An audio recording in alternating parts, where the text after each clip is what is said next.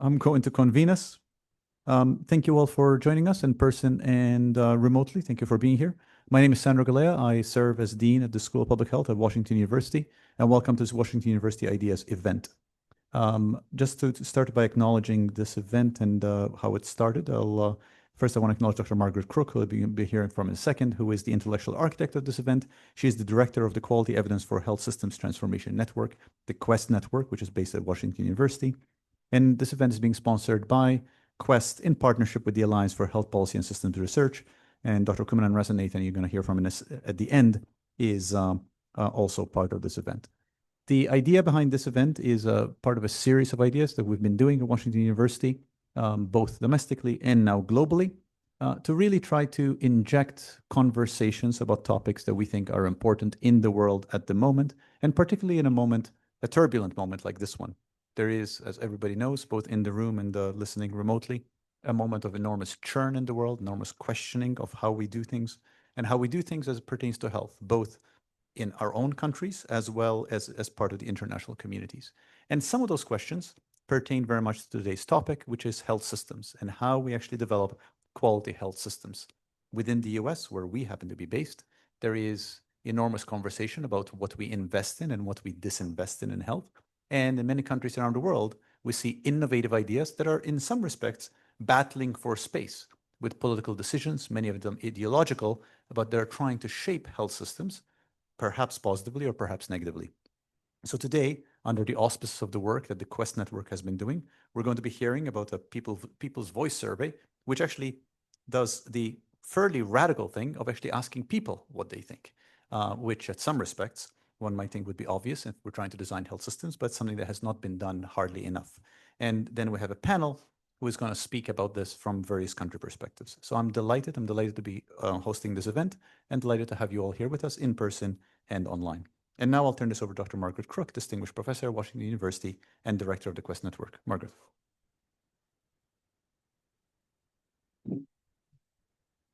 Great. Thank you very much, Dr. Galea, and welcome everyone, folks in the room and everyone online. We're so happy to have you. I realize I probably can't wonder because the microphone is here. And does that mean that I will not? Okay, I'm seeing nodding from the communications teams. I will be tethered to this podium. Again, happy to be here with you all to share truly hot off the press findings from the People's Voice survey that give us not just thank you very much, Todd. Absolutely, it's much better. That give us not just a sense of the state of play of people's.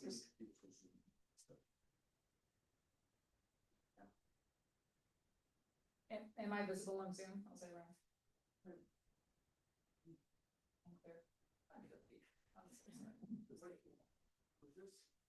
The hand mic isn't working.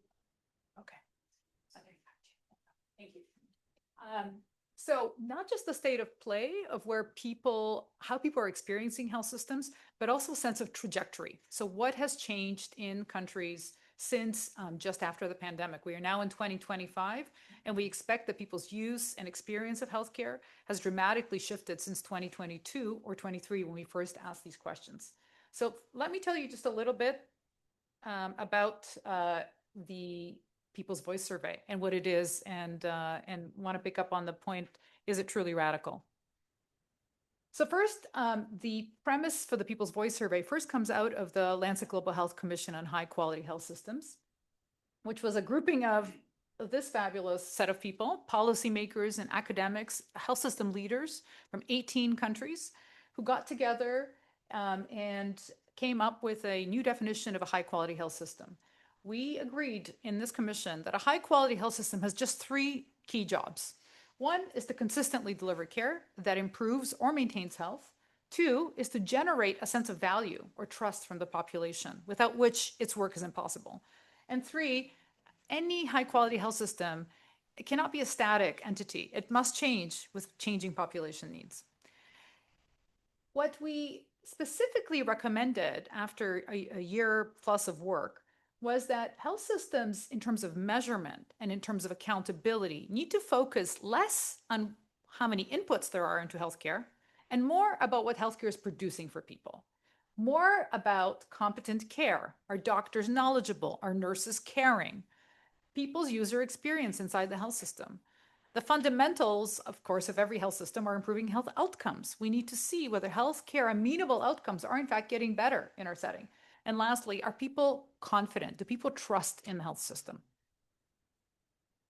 So when we looked in the commission at what information sources there were for some of these vital outcomes, we found a fairly fragmented state of play. So there's a lot of information on workforce. And by the way, all very important information: workforce, infrastructure, health spending, also some baseline health data. Utilization and efficiency is quite readily reported and findable in many countries. All of this is incredibly important, but it doesn't fully tell us, doesn't answer the question of how well is the health system working. It's telling us how well is the health system resourced, but what we're interested in, is it working for people? And so that is something that requires not just those data on inputs, but also the population's perspective.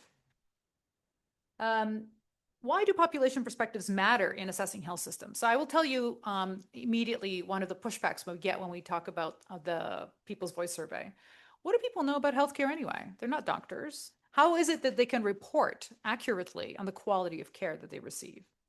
So the argument we make is that actually the users of the health system have vital information not available to other actors in the health system that can guide the improvement of that health system, right?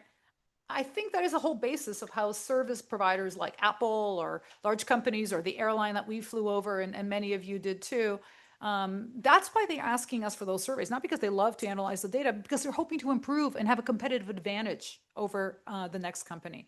Health systems care very little about that generally. Second is the population pays for the health system. And certainly universal health coverage, which is a global goal across countries, is something that is impossible without the population's agreement that health systems are worth paying for. And third, many countries and the WHO strongly endorse the notion of a people-centered health system. And so the question again arises, if you're people-centered, where are the people's voices in the health system policies? So the People's Voice Survey was designed to answer or to fill some of this gap and answer some of the questions. The aims of the PVS are to promote accountability, improvement, and change. It is a survey that is done either by telephone or online, or in countries with low cell phone penetration, we also have in-person supplements. What was exciting and also extremely challenging to do is to make a core survey that could in fact be adapted to countries at all levels of income. I think this was one of our biggest accomplishments. It doesn't mean that the PVS reads the same way in Switzerland, in the US, as it does in Kenya or India or Italy. It doesn't. The core questions are similar, but of course the health system specific questions are adapted to the local context. This is just a map showing you the current penetration of the People's Voice Survey globally. It's been done in over, where are we at, Todd? 21 countries. So as you can see, it has in fact been applied at all income levels. Just very briefly to say that I'm sort of starting from the end product, but before this end product was a lengthy and detailed period of development, which involved its own global development group, a set of validation processes for each country for understandability and coherence of the survey items, as well as really the application of state-of-the-art survey methodologies. So what's in the PVS? What's in the People's Voice Survey? The sample typically is a nationally representative sample of adults, and I want to be very clear about one big difference between the PVS and other surveys you've encountered.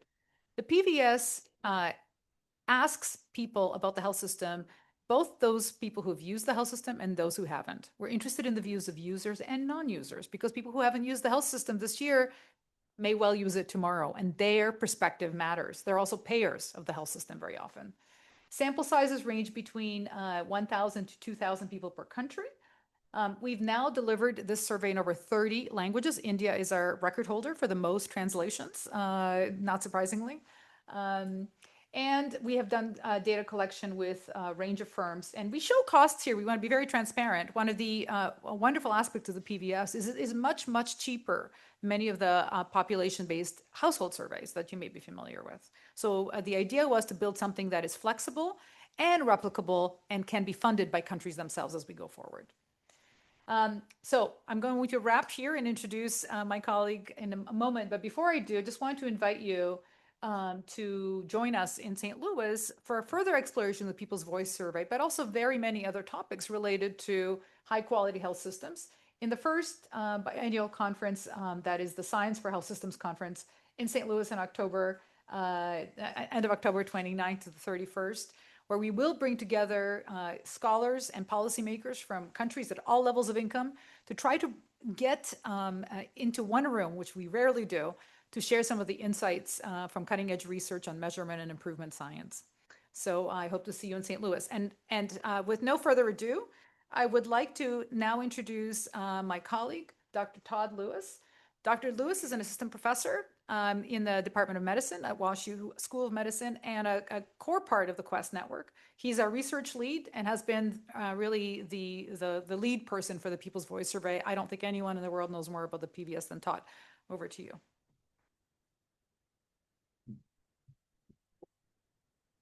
Great. Thank you, Professor Kruk. Bonsoir. Hello, everyone. Thank you so much for joining us. I'm really happy to see so many of you here in the room to hear about the People's Voice Survey, and hello to those of you online. So, as Professor Kruk mentioned, we did a first wave of the People's Voice Survey in 2022 and 2023 in about 16 countries, some other countries that have done a first wave. And we have just recently done a second wave of the survey in 7 countries. So this is brand new data, hot off the presses. You're some of the first people anywhere outside of our team to see this data. So I'm hoping that you'll take a critical eye to it with us and help us interpret and understand what the second wave data is telling us. Okay. I'm going to focus on 4 key areas that the People's Voice Survey can illuminate for us. The first is progress towards universal health coverage. The second is ratings of care quality, what's going on at the point of care. The third is zooming out ratings of the health system overall, both the public sector and the private sector. And the fourth is endorsement of the current health system, or, as we'll see, not. So let's just jump right in. I want to start with universal health coverage. So one thing that we're seeing from the Wave 2 data is greater connection with the health system. This data shows the proportion of respondents with a usual source of care. So we asked them, do you have somewhere you usually go in the health system when you're sick or when you need care? So the 4 bar graphs here show 3 countries in Africa, Ethiopia, Kenya, and South Africa, and also India. And the first bar is Wave 1, and the second is Wave 2 of the survey, so 2023 and 2025. Let me just draw your attention to the bold numbers at the end of the bars. This is the proportion of respondents who said, yes, I have a usual place that I go in the health system when I need care. And what you can see across all 4 of the countries is an increase. We have statistically significant increases in Ethiopia, 13 percentage points, and in South Africa, 8 percentage points. So broadly, we are seeing more use of the health system. Oh, I should just say also the blue segment, that's the public sector. And so we're seeing most of these gains in public health facilities or government-run health facilities. There's a similar story in the 3 other countries where we have Wave 2 data. These are 3 countries in Latin America, Colombia, Peru, and Uruguay. And again, if you look at the bold numbers at the end of the bars, we see an increase in all 3 countries in the proportion of people with a usual source of care, with a medical home, you might say, in the health system. We see one country with a statistically significant increase, that's Peru. But broadly speaking, we're seeing more people who say, yes, I have a place I know I can go in the health system. Largely in Colombia, that's in the public sector, and in Peru and in Uruguay, that's in the social security systems. Now, we also ask people about their health security. So this is your personal health security. And this is a combination of 2 indicators. One, your confidence that you could get good quality care if you were to get very sick tomorrow. And 2, that you can afford that care. So you need to be able to get quality care and pay for it for you to feel health secure. So these bars show the proportion of respondents who said, yes, I'm somewhat or very confident in this health security. Now, if you look at the bars at the bottom of this bar chart, this is the total across all 7 Wave 2 and Wave 1 countries here. We really don't see much of a change. 43% said they feel health secure in Wave 1 and 45% in Wave 2. And overall in the sample, fewer than half of respondents said that they feel this personal health security, they can get and afford care. So we see a couple increases. There's a 3 percentage point increase in India, 5 in Colombia. But broadly speaking, we're seeing personal health security, this measure that you can think of as a measure of universal health coverage, sort of stuck at quite a low baseline. It's static and remains far from universal. So when I saw these numbers, the first thing I thought was, okay, we know people just told us that they have a usual source of care, more people in wave 2, but they don't feel this health security measure. So that makes me ask, what's going on with quality and affordability? So the People's Voice survey has a number of questions about quality, so let's look at that for a moment. We asked folks, what do you think of the quality of your usual source of care? And the proportion, these bars show the proportion of people who said, my usual source of care is very good or excellent in wave 1 in the blue bars and wave 2 in the green bars. So despite this greater connection with the health system, it's sort of a mixed story. We see some clear decreases in South Africa and in Uruguay.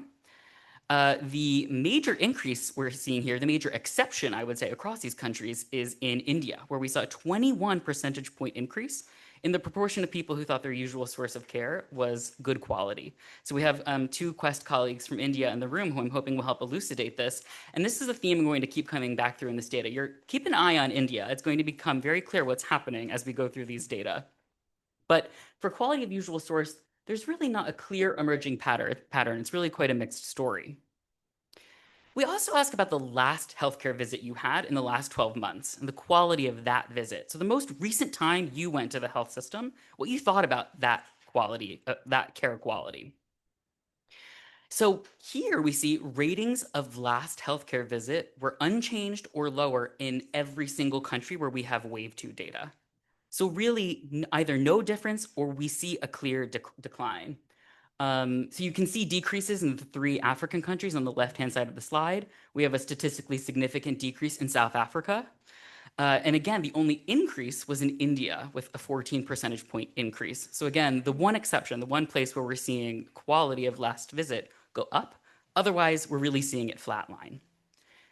So I'm wondering if some of you are thinking to yourselves, well, quality is quite a broad concept. What elements of quality might be struggling in these health systems? And so we ask about that. Now, don't be overwhelmed by this chart. I will walk you through a few key data points. These data points are the percentage point change from wave 1 to wave 2 for each of 9 elements of quality, both care competence and user experience. So the more green, the higher the change to wave 2, and the more red, the more negative the change. There was a decrease by wave 2. So if you just take the first row, this is the knowledge and skills of your provider.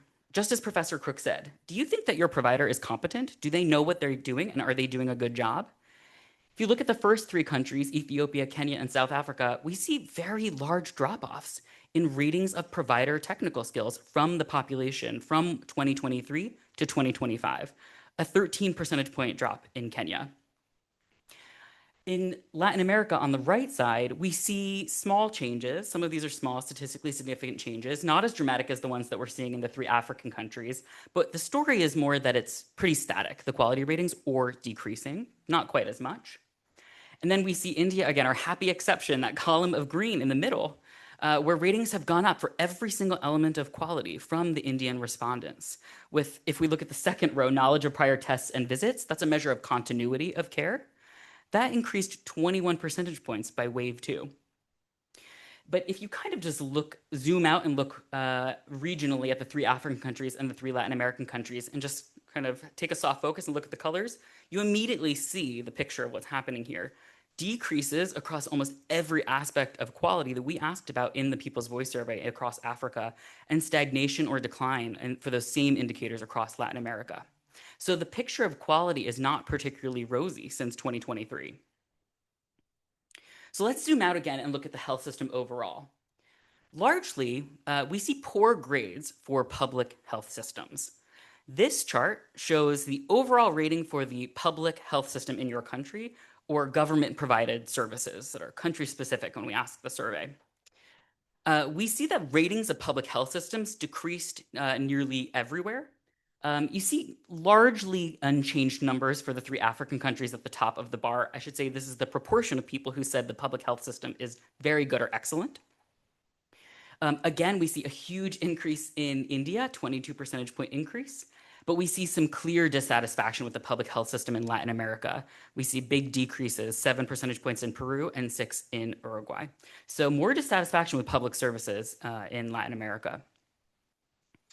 Now let's look at the private sector. This is the same question, but about private health services in your country. So the first thing you'll probably notice, and this may come as no surprise, private services are rated more highly across the board in every country compared to public sector services. Let me just point out a few interesting things. So one data point I was just discussing with our Kenyan colleague, Dr. Okiro, who's in the room, who will be on the panel, is what's going on in Kenya. So ratings of the public sector in Kenya were really unchanged from 2023 to 2025. But of the private sector, we see quite a significant decrease. There's a very clear signal from the population of dissatisfaction with private sector services in Kenya. So I hope we get into some discussion about this on the panel. We likewise see similar lack of change across the Latin American countries. It's pretty static across Colombia, Peru, and Uruguay, which is different from what we saw in the public sector. So we start to get a picture of where, so first of all, from someone who was part of the development group of this survey, I'm thrilled to see that people are really distinguishing these different services. They think about them differently and they rate them differently. So that's the first thing. The second thing is you start to get an image of where the public sector is gaining steam versus the private sector in various countries. Then this is a really fascinating one. In 2023, right on the heels of the peak intensity of the COVID-19 pandemic, we fielded this survey in 7 countries and asked people, how do you think your government did managing the pandemic? So this is, again, the proportion who said, my government did a very good or excellent job in wave 1 and wave 2. So the ratings were quite low, about half or lower in each country in 2023. And we see a marked decline in almost every country in 2025. So what does that mean? It means that populations are revising their opinion of the government's actions and activities 2 years on, and they're revising it downward. Of course, we have our one exception in India where it was revised upward. So upon reflection, the Indian population thought that the government actually didn't do that bad of a job in the rearview mirror. So that's our one exception here. But in general, we're seeing this revision, this rethinking of how countries fared during COVID. Okay, 2 last indicators. These are both an endorsement of the health system. So first, fewer people think the health system functions well as it is today. We said, do you think the health system needs just minor changes? If yes, you're an endorser of the health system, versus someone who thinks the health system needs really major changes or needs to be completely rebuilt. So these bars show the proportion of people who were positive. They said, the health system's okay as it is, it just needs some minor changes. So overall, across the sample in both waves, we see very few people compared to the other categories who think the health system needs only minor changes. We do see some big decreases in Ethiopia, 14 percentage point decrease in Ethiopia in the current state rating of the health system. We see an increase in India, again, I think no surprise by this point, and clear decreases in Latin America, especially Peru and Uruguay, where there's a decrease in satisfaction with how the health system is today. Now let's contrast that with another question we asked, which is, okay, regardless of how you think the health system is right now in its current state, what do you think about its direction of travel? Is it at least moving in the way that we want it to move? So we asked people about that, and we asked whether they thought the health system was getting better, staying the same, or getting worse. So these show the proportion of people who thought the health system was getting better. So again, this is the positive side. Now, if you look at Ethiopia and Kenya, in wave 1, people were the most positive of any country in our sample. Even if they thought, okay, the current state of the health system needs some work, there's some things that I would like to see changed, they're sensing investment, they're sensing reform. They can tell that the way the health system is moving is in a direction that they find favorable. However, we see a deceleration of that in wave 2. We see a reduction in the positivity that the trajectory of the health system is the way that people want it to be moving. So you can see a decrease in Ethiopia, in Kenya, across all 3 Latin American countries. There's widespread lack of favorability, a disfavorability of the way health systems are moving in 2025 compared to 2023. So I'm going to touch on Italy briefly in a moment, but I just want to sort of wrap these data up for discussion by really summarizing this idea that we're seeing greater contact from the health system, more frequent use, and greater demand from the population. But we're not seeing commensurate increases in quality of the usual source of care of your last visit across any of the dimensions of quality we measured, and sort of broad concern about the direction the health system is moving across all 7 countries, India accepted.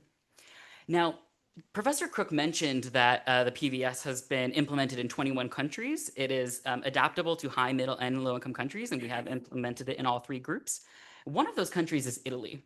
And I'm going to do a very brief snapshot of Italy, because we have the wonderful Dr. Rosanna Tarracone in the room with us today, who will be joining us on the panel. She can help illuminate some of these data. But B, because Dr. Tarracone will be leading a second wave of the survey in Italy later this year, quite a large sample that will allow for some regional disaggregation in Italy, which is really exciting. And it's also a country that was really hard hit by COVID. And remember, the first survey was 2023. So we're very fascinated to see how these results will change by 2025. But just a quick snapshot of Italy. 73% of Italians have a usual source of care, which is about on par with the other countries I've presented, largely in the public sector. 64% were confident they could both get and afford care. Quality is where they excel compared to some of the other countries. 46% rated their usual source of care as very good or excellent. And though that's less than half, though, it's still better than many of the countries in our sample. And 61% rated their last healthcare visit as very good or excellent, which is quite high in our sample. Actually, across all 21 countries, it's quite high. When we look at the health system overall, we see quite low ratings in contrast. It seems like people in Italy like their personal doctor, their personal provider, but are less favorable about the health system overall, with only 21% saying the public health system is very good or excellent, and 34% saying the private health system is very good or excellent. And in terms of endorsement, only 13% in 2023 were saying the health system is getting better. So a very low number in our sample. Just under a third say the health system needs minor changes as opposed to a complete overhaul. And only a quarter thought that the government managed the pandemic well. So again, quite low, commensurate with the strength of the pandemic in the country as we saw in Latin America.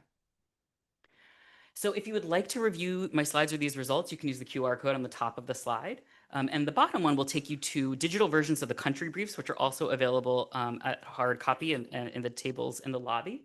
And you can also register to download the questionnaire for the People's Voice survey if you want to take a look at the survey in entirety. Thank you so much. I would like to now invite Professor Kruk up back to the stage to introduce our panelists. Thank you.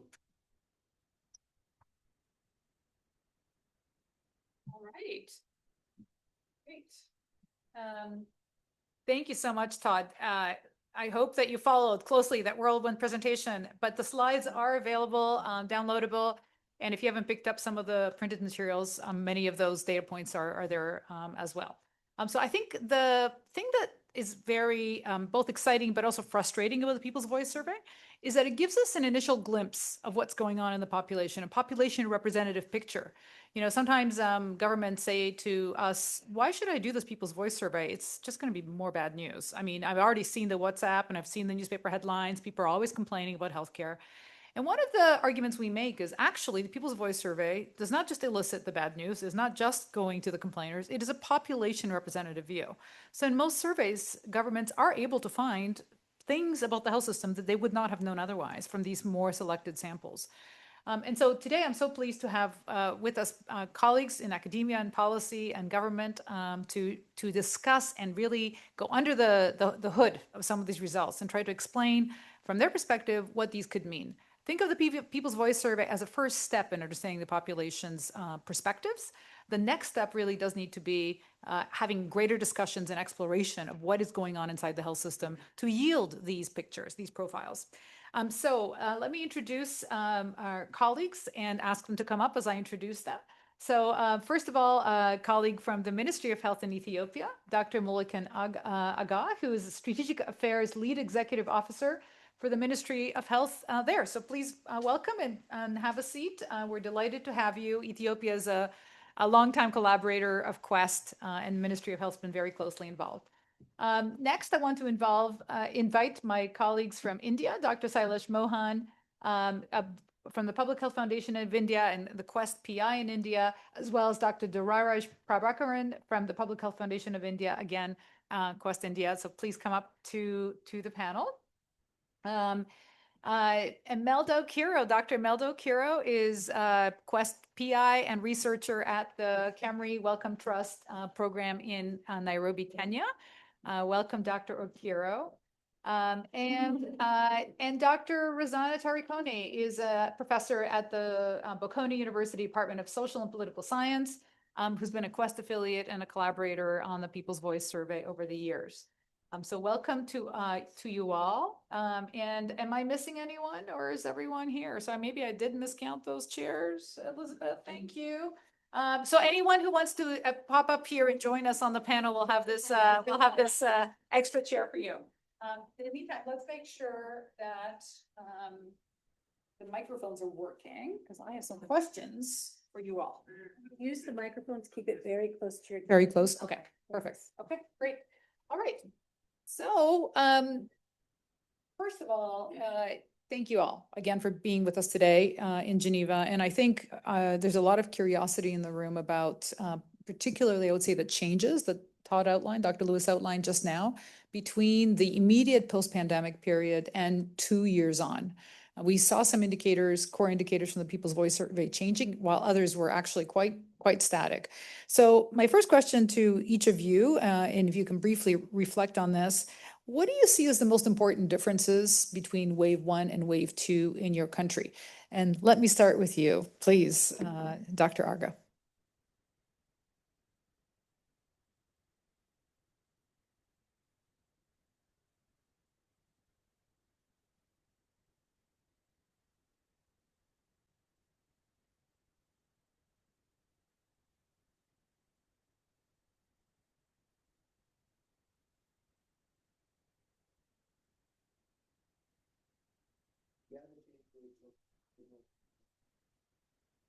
Is the people who are enrolled in insurance, in the public insurance and the private insurance. Specifically, the private one has increased. The public one, it has reduced, like percentage-wise, composition-wise, but now the private has increased from 1.4 to 5.7. This shows that, for me, people are becoming aware of the health insurance because of the implementation of the public health insurance, and are now getting enrolled in private insurance.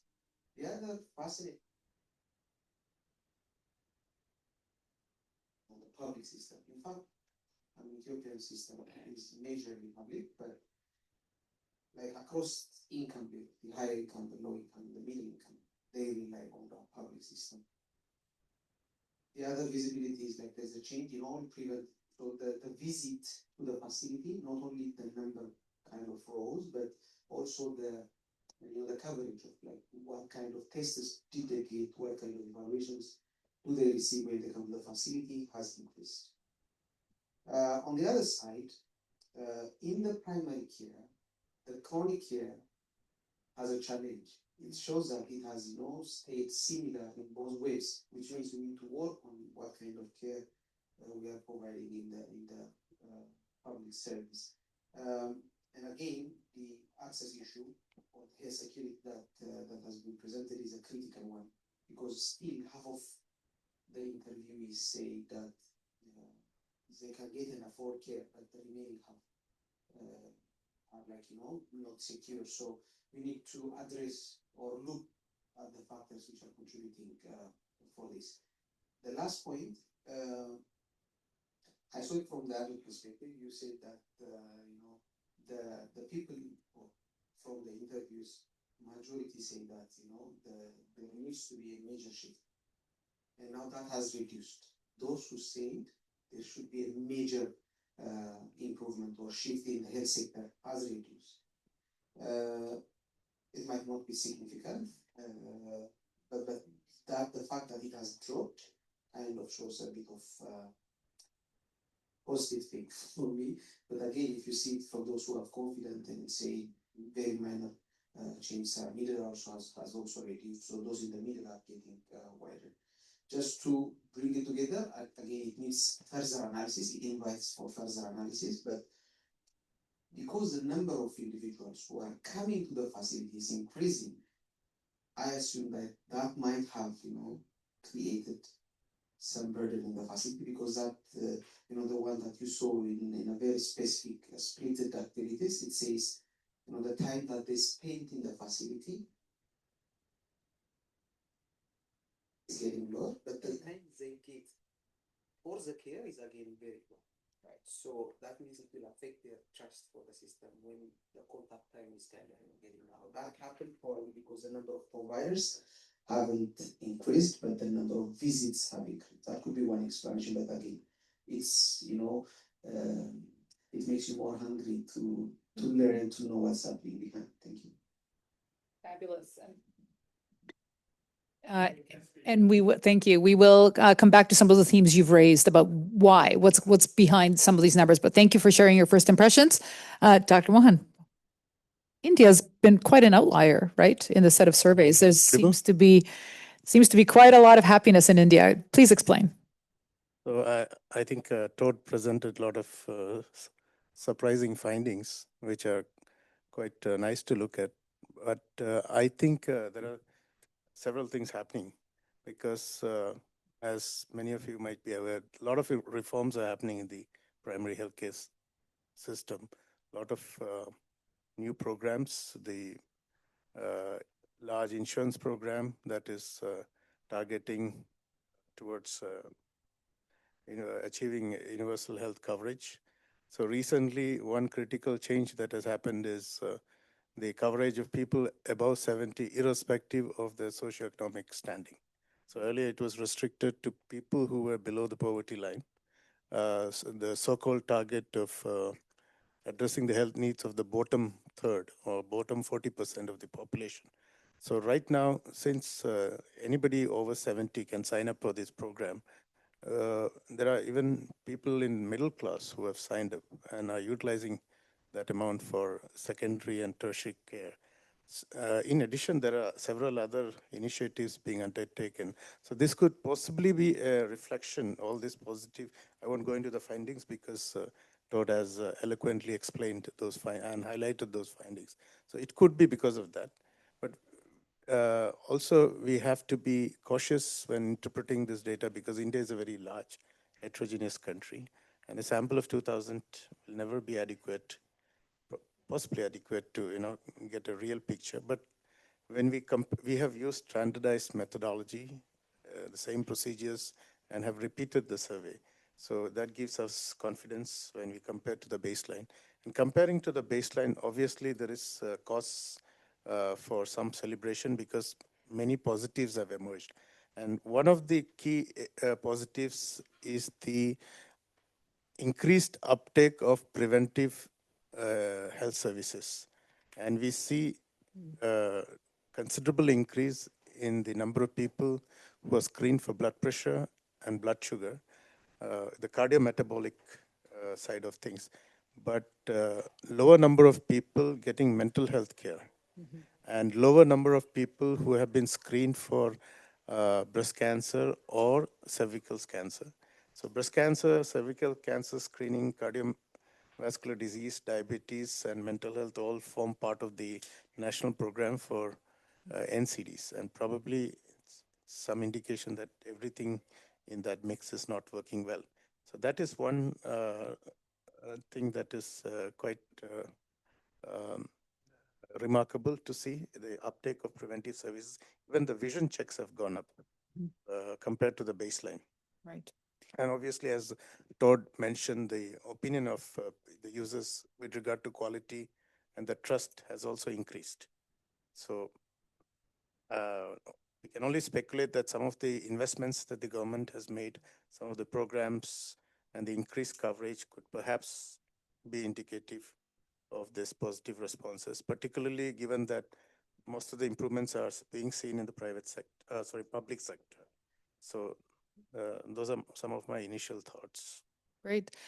So, Dr. Paparkan, any agreement, disagreement with with that analysis, and also to you? And again, thinking about your contributions in the research sphere in the NCD area and primary care. What else jumps out from these surveys? Thank you. Thank you, Margaret, for asking me to be on the panel. And obviously, it's going to be a difficult job after what Sailesh has spoken. I think he's said all the things that could have been responsible for the change. But I think there are a few other things that I might want to point out.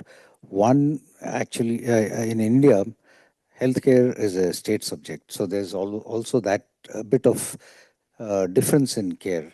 And I've looked at the languages spoken. So there are lots of South Indian states which are doing very well. So you have Telugu, Kannada, Tamil, and then you have Marathi and Punjabi, Assamese. So there are states which are doing well. So that could be one of the reasons. Second thing is lots of changes have happened after the COVID, because there was the second wave of COVID was a disaster in India, but the government very quickly learned its lesson and they introduced several changes. And one of the things which they improved is the supply chain. The supply chain was a big issue, and they fixed the supply chain in most states of India.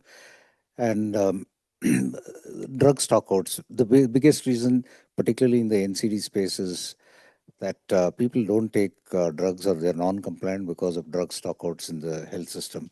They go to get their medicines, they don't find it there, and they have to purchase it from the private sector. So that could be that is one of the reasons why they felt happy that drugs are easily available. Second, there are several innovations happening in multiple states. In the state of Tamil Nadu, for example, they've introduced a new program called Makkalai Thedi Maruthuvam, which means in medicine in search of people. That means they're providing home-based care for NCDs. They're going and screening people. Not only are they screening, but also providing treatment at homes. They're providing the drugs at homes. So that increases the trust, as well as people are quite happy in the sense that they don't lose wages, they don't lose time. So somebody's coming and taking care of them. In Telangana, where we work in antenatal, this area of antenatal care, whenever a child is born, a kit is given. It's a well-packaged kit with a blanket. I mean, it goes beyond medicines, blanket, whatever is necessary for the infant, and also some kind of seed money for the mother to take care of the child, with a lot of health promotion messages and things like that. So that's the second reason. Third is the government of India is very keen on digital health. They built a backbone architecture on which you can embed. Actually, it's though the architecture is made by the government, you can modify it, you can add any element to it, so that on that architecture you can build your digital health, and that's being used. The last one, I suppose, which is unrecognized, is regulation of the private sector a bit, because the government has got involved in providing universal health coverage for that bottom 40%. So they are regulating the private healthcare because they're paying the funds. And a lot of these poor people actually go to private healthcare and find a care which is better than the public health care, and they must be quite happy about it. So there are multiple reasons that we can actually look at it and see why India is an outlier. Of course, yet you have to take it with a pinch of salt, as Sailesh said. 2000 may not be the right number, because disaggregated data may require more numbers, because India is multiple countries actually. Thank you for that. Yeah, we'll come back to some of those themes. Dr. Okiro, Kenya has one of the most, I would say, globally visible efforts to increase coverage to the population, to really embrace universal health coverage. It's rewriting many laws, expanding insurance. Tell us your reflections on the path of travel in Kenya. Thank you for having me. And you're right, there are many, many reforms happening within the Kenyan context, but the data seems to suggest that sectors like the private sector, where people it has traditionally been thought to provide better quality care, has had a 15% decline, which is very surprising. But I think part of that is to do with just the transition from our previous National Health Insurance Fund to the Social Health Insurance Fund, and the transition hasn't been handled very well. So there's a lot of services that people could access before from the private facility, but now they can't just because the government hasn't quite figured out the implementation, but the policy has shifted. The other thing that I would like to speak to is that in the first wave, a lot of, like 58% of the population indicated that the system was getting better. And in the second wave, that has dropped significantly and lost about 20% points, which I think also speaks to just the general feeling and experience of people that the access to care has significantly changed. So there's a lot of information around medical doctors not being deployed, interns not getting assigned to different hospitals. There's a lot of health worker strikes. So all of these things are giving the perception that things are not improving, despite the fact that there's a lot of new policies and new initiatives that have been rolled out around improving primary healthcare networks, professionalizing community health workers to do more in terms of preventive care. So a lot of this is policies on paper, but the implementation is, I think, where there's a lot of struggle. Maybe to end on a positive note, I think some of the data shows that access to mental health care services has improved significantly, almost tripled from what it was in wave one. So I think there are some positives. And also the people who report that their health secure has also increased marginally, but there's an increase, which suggests that the new social health insurance is doing well. The implementation needs to catch up with the coverage. So it's not sufficient to cover people. What they get in terms of the coverage is also important. And I think that speaks to the results around the quality of care. I think Kenya had the worst set of results in terms of the user experience and the competence of health workers. So I think that links to this whole idea around increasing utilization, increasing coverage is not enough. The quality of care that the users get is also very critical. Thank you. Thank you so much, Imelda. And over to Dr. Tarikone. So Italy is just getting ready. You're just getting ready to field wave 2 of the People's Voice Survey. I'd love to hear from you, just reflecting on the data from 2 years ago. What did you find most surprising when those data first came in, when you started to look at it in the Italian context? I remember some of our conversations over Zoom and trying to get you to explain, why are we seeing this in Italy, a high-income country, and yet there are many points of discontent in the population, and of course also many high points, including some of the high quality of care ratings. But please, over to you, Rosanna, and maybe also just signal to us, where do you expect things to change? We don't know, right? But where would you expect to see changes 2 years on? Oh, thank you very much, Margaret, and thanks for inviting me. Indeed, I mean, I have to admit that, when I saw the results or the findings for Italy, I was really surprised and disappointed. And as Todd was describing, the discrepancy, the gap between the proportion of Italians who are happy enough with, the suppliers, with the doctors, with, the usual care, and, the very low proportion of Italians who believe that the system is good, made me really, drove me insane, because I was really thinking, how is it possible that, people really don't trust a system that with all the caveats that exists, but still, he's a very universal coverage, makes, people access, makes accessible, to all people, also to very high technologies. But, that I think that this is the real strength of the PVOS. The fact that, for the first very time, we listened to what the people think and what people perceive. And perhaps what people perceive is not exactly, the objective, the intrinsic nature of the quality of the services that are delivered. And, perhaps the gap is exactly in the way that, the system communicates, the quality of what they are doing. So, for the first time, we were confronted with such a bad news. People really don't have the confidence. People tend to believe more in the private sector. Although the private sector, especially in the great majority of Italian regions, do not offer the same types of services as the public sector. I mean that the private sector normally delivers services that are, more, simpler, with, lower level of technological, equipment, while, at the very high quality and complex, services are delivered by the public providers. So although there is such a big difference, this difference is not perceived. And people tend to believe more in the private and less in the public. And just, a couple of words on the second wave. We don't have yet, the findings of the second wave, which is going to be launched in, end of June, let's say July and the beginning of August. But I can already say that the way that we have adapted, because, as Margaret said, all the surveys have a core group of questions that is, of course, similar to, all countries, but we can adapt, to the different contexts. And this time we have tried to improve or to expand some of the sections that were really, really worryingly, and today are perhaps more in line with the public health emergencies.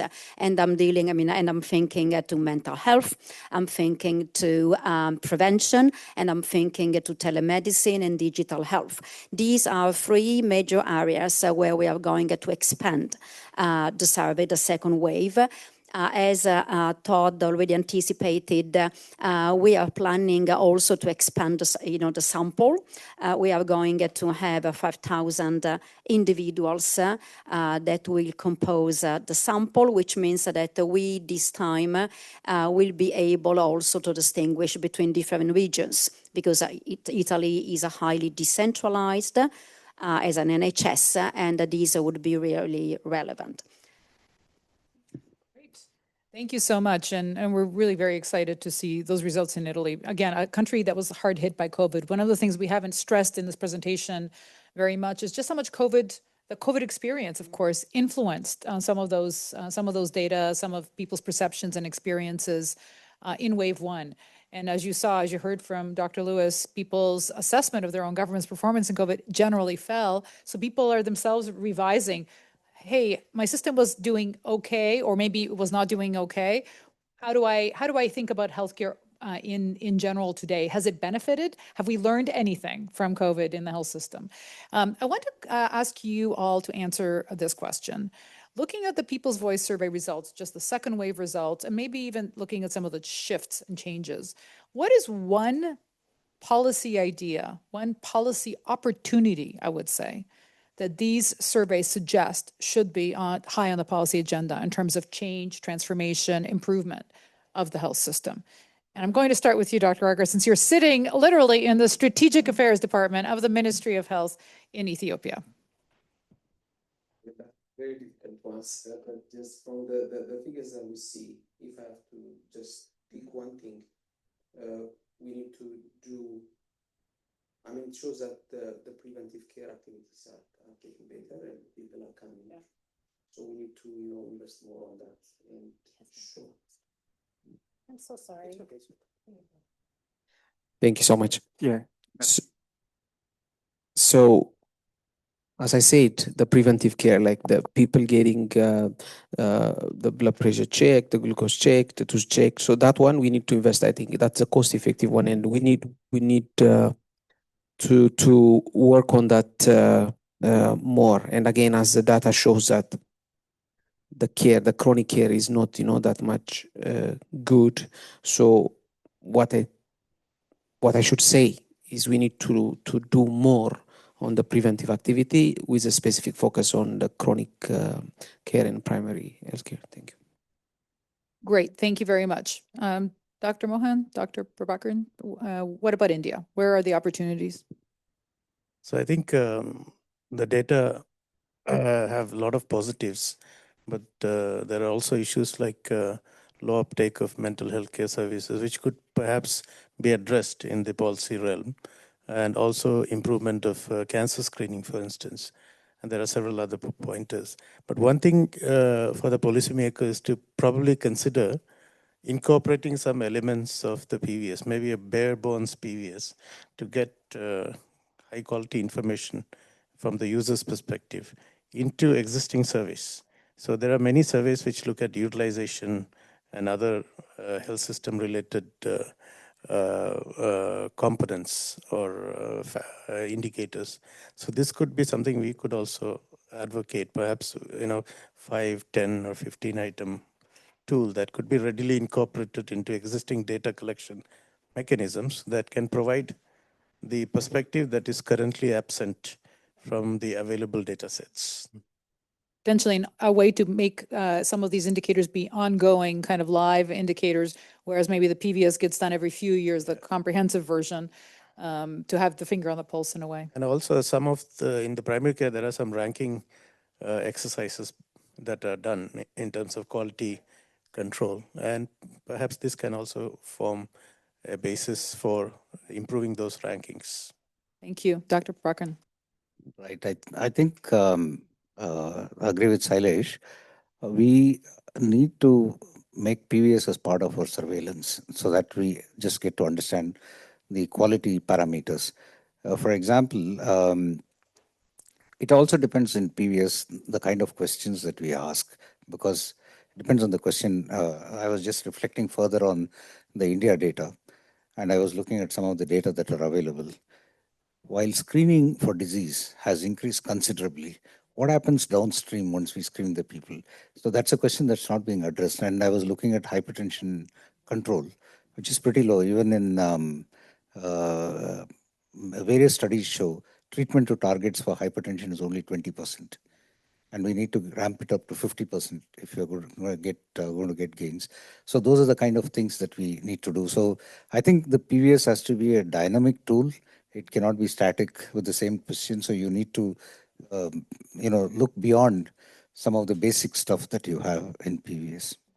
So complement the PVS data with these other important points. I think one important thing both your comments are stressing is that this is not a standalone tool. This must be interpreted in light of other data, epidemiologic data, right? Infrastructure data, spending data, but it is this missing link about what the population is feeling and experiencing. So I think one of the challenges is for us to build that more comprehensive picture, as you're saying.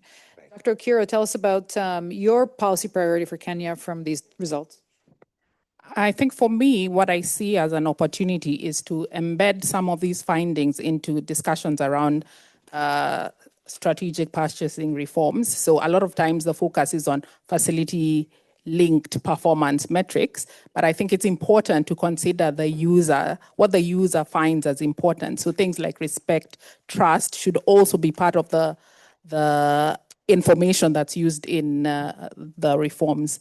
And then aligned with what my colleagues have said, I think the whole idea of preventive services, 2 years down the line, most of them have not changed. Mental health, access to mental health services have increased, but majority of the other non-communicable diseases access to screening is very, very low. So I think there is an opportunity because of the focus on primary healthcare networks. They need to be equipped to be able to screen, but also to do something after the screening. That's right. Yeah. Yes, thank you for that distinction. It's already been made. Screening is just the first step. It's not the whole. It's not the whole cake. It's just the flour. Dr. Tarikone, I remember when the results from Italy came out.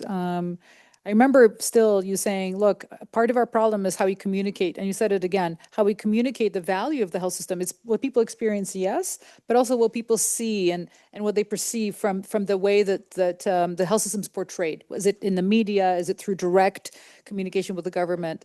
Tell me your thoughts about this. And is one of the policy ideas here that we communicate differently, or is it that we must improve core services or some combination? Thank you for the question. I mean, I firmly believe that in my country, communication from public institutions, so, from the public system overall, because, at the end of the day, the most striking result of the first wave is that, people don't trust the system, don't trust the public system. And there must be, something wrong in the way the public system has spoken to people so far. And to be super honest, the thing is that they haven't spoken at all.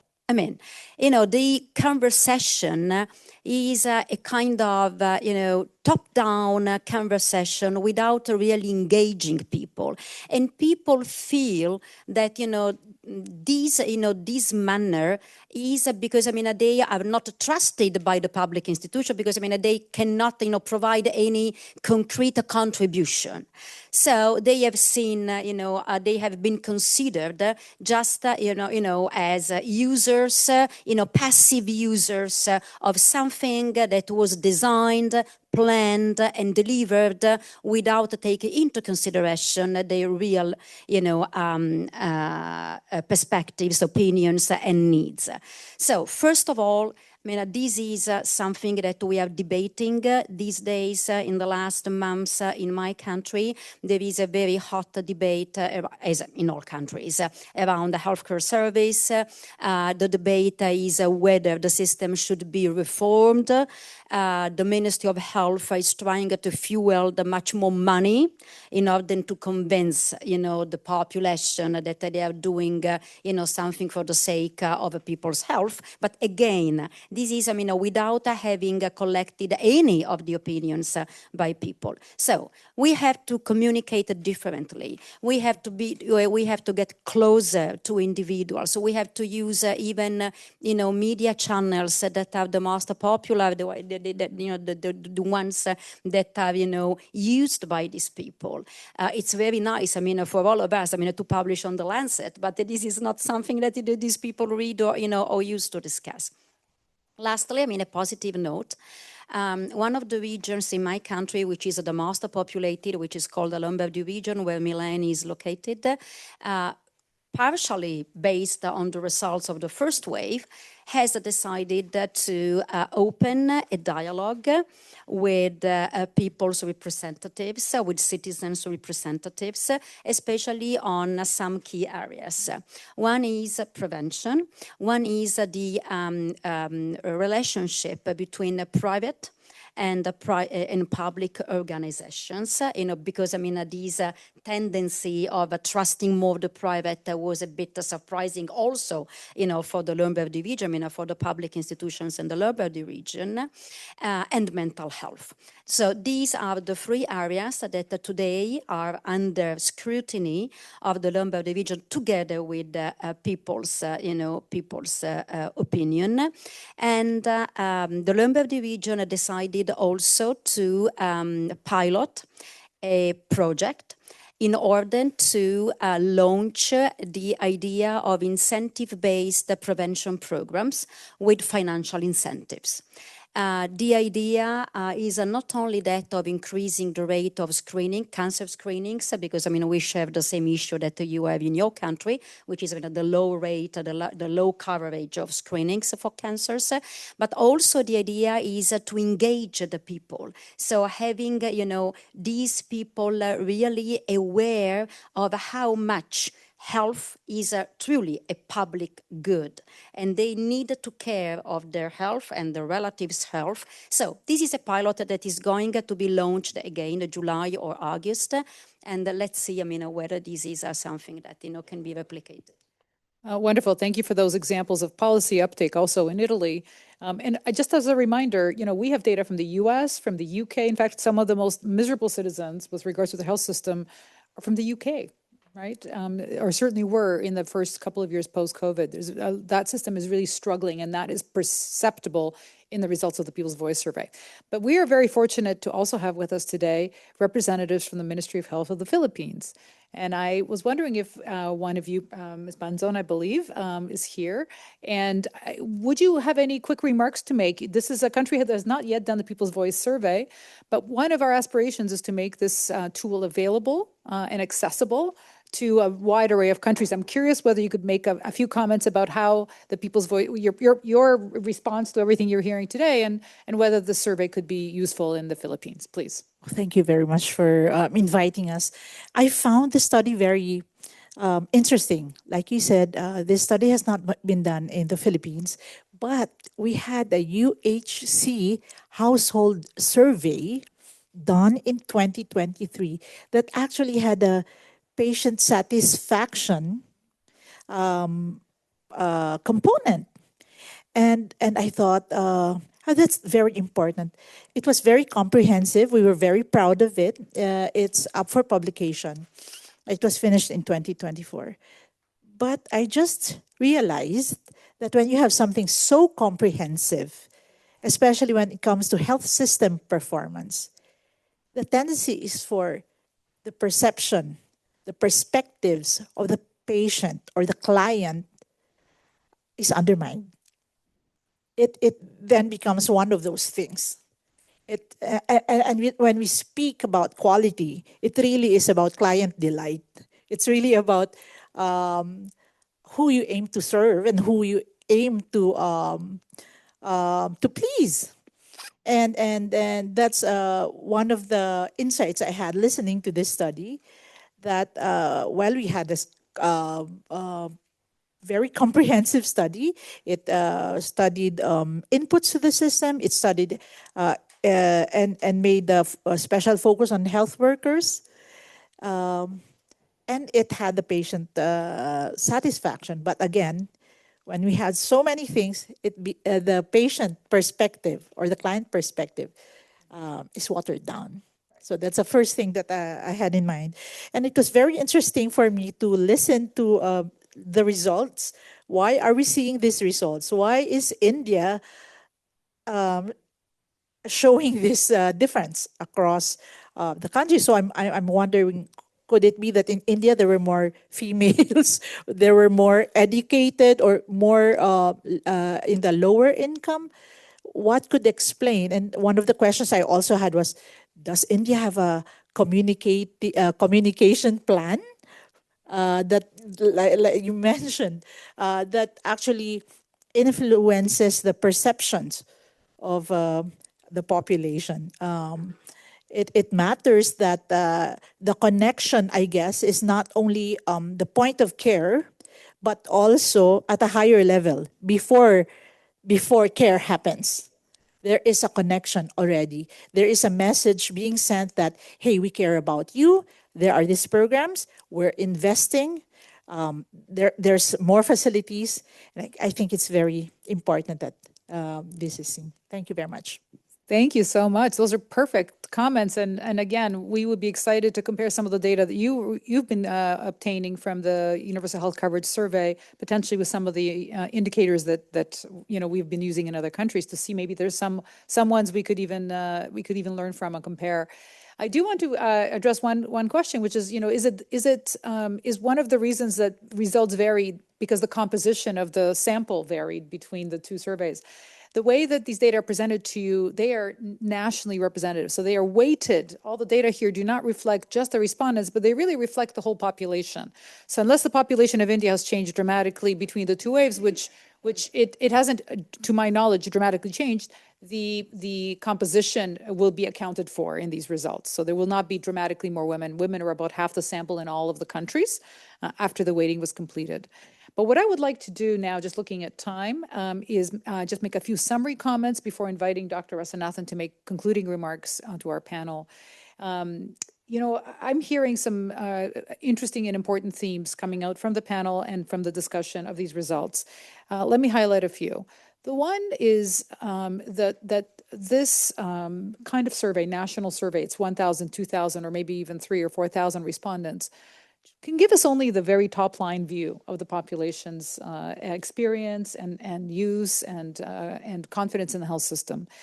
If we want to compare, and I think one of the most interesting things and important things I've learned in working with policymakers in many countries is, sure, they'd like to compare, maybe India to, not really sure who your favorite comparison point might be. It definitely isn't the country to your north, but the point is countries do appreciate, cross-national comparison. But I think what especially they appreciate is being able to look at regions within the country and looking at best performers within their own countries. How did they get there? How do we provide provide services across our countries, especially for the larger countries, and we have several represented here, big countries, with decentralized systems. So I think one theme I just want to emphasize is that what we would love to see going forward is the People's Voice survey to be picked up really as a much larger survey that would be regionally represented within countries. To your point, I think there are several Indias hidden inside this survey, and we do not have enough numbers to be able to disaggregate. So that's point number one. It's not to say that on the whole and at the federal level, these data are important and telling. But for national improvement and subnational improvement, we need more resolution, a greater resolution. Number two, I'm struck again by the countries that showed improvement in public sentiment versus ones where we saw a decline. And it seems to me one common theme is what I would call the dynamism of the health system. Do we see movement in the health system? Do we see a greater investment in communicating to the population, in promoting and providing new services? We heard from India about some of the many innovations and many programs that have been rolled out over the last few years. And I would say that the population is seeing that dynamism. It's perceiving that dynamism. And I think that's a really important lesson to us.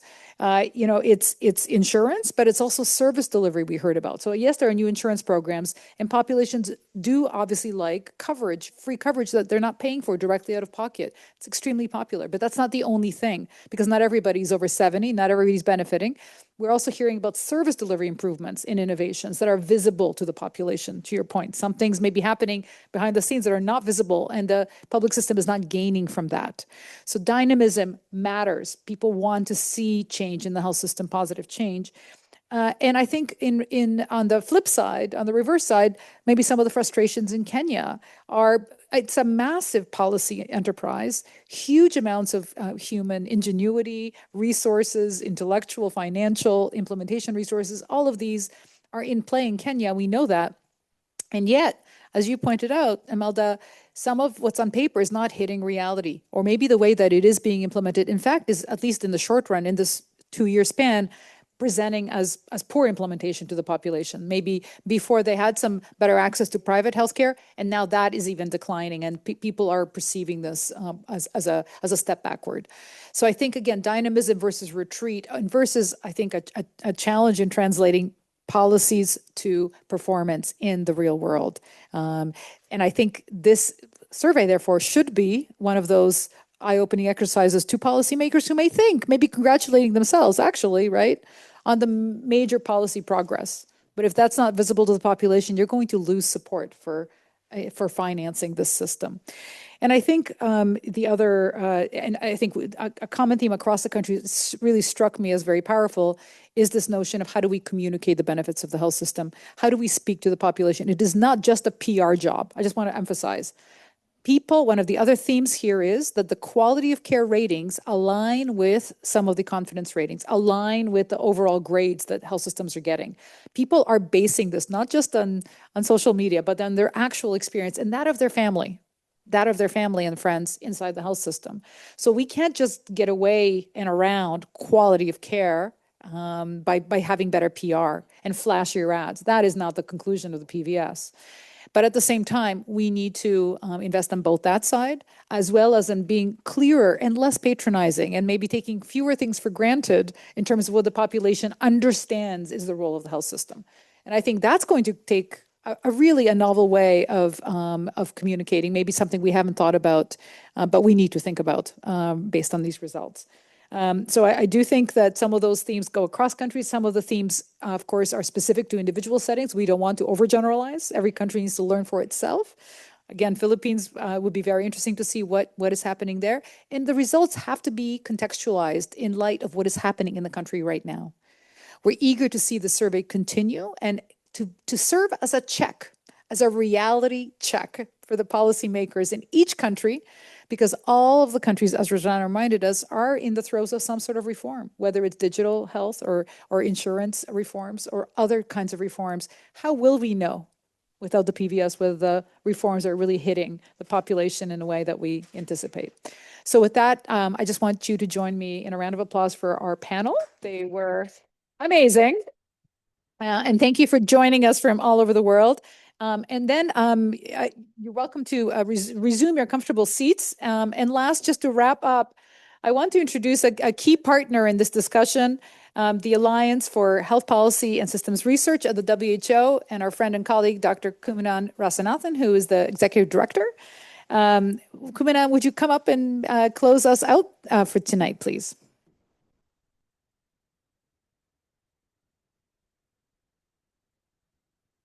Good evening, everyone, and thank you so much, Margaret, and thank you to all our panelists. What an interesting, nuanced discussion and dialogue we have seen tonight. So congratulations to Margaret and Todd and the whole team for how thoughtful the survey is and your ability to do it across 21 countries. And I think you've already summarized very well, but just to say that one of the principles of primary healthcare is that people have the chance to input into the way their health services are organized. And that was often conceived as at the community level, that people knew their providers, that they could inform into the running and the governance of their system, so that they could take their feelings about their perceptions about the services and they could directly make changes. Now, most of our health systems are hierarchical. People are often quite far away from where decisions are being made, whether that's at municipal or state or federal level. And so perhaps the People's Voice survey is one articulation about how that principle of primary healthcare, of community participation in the governance and implementation of health systems can be operationalized even in a country as large as India, right? I think what we've seen is that often in our health systems discourse, we focus on the supply, right? Is there enough money? Are there enough health workers? Is the supply chain working? Do we have data? But I think what this discussion shows is that we need to take demand much more seriously. We need to take people's perceptions much more seriously. We cannot hide behind saying there is information asymmetry. We cannot condescend and say it's too complicated that people don't really understand. And perhaps we're in a similar position that we need to be humble in the health sector, that politicians are, when they look at opinion polls and say, why are people so unhappy? Look at all we've done. Look at all these reforms. Now, we know that elections are often the ultimate People's Voice survey on the state of the health system, that health systems are a major political factor. That's why health systems take up so much of government spending. Perhaps some of us would like them to take more. And health reforms can either make or break governments. But we cannot only wait for those elections. What we are seeing here is an instrument that can be implemented across different income levels and systems which are very, very different and can generate useful information. And what we've seen also from the discussion today is it's not just the absolute numbers or the absolute percentages, which are very important, but the ability then for people to reflect, as we've seen from our panelists, so thoughtfully about what does it mean in this setting, in this system, with these reforms. As Margaret says, what is the direction?